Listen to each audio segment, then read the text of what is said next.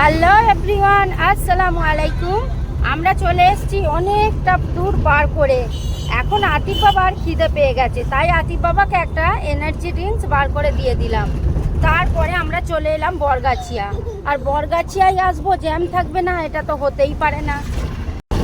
বরগাছিয়ায় এসে অনেকক্ষণ জ্যামের মধ্যে ছিলাম, তাও দুপুরবেলা বলে একটু কম ছিল, না হলে বিকালের দিকে হলে তারপরে সকালের দিকে হলে তো ব্যাস আর কোনো কথা হবে না, ওখানেই সারাদিন দাঁড়িয়ে থাকতে হবে।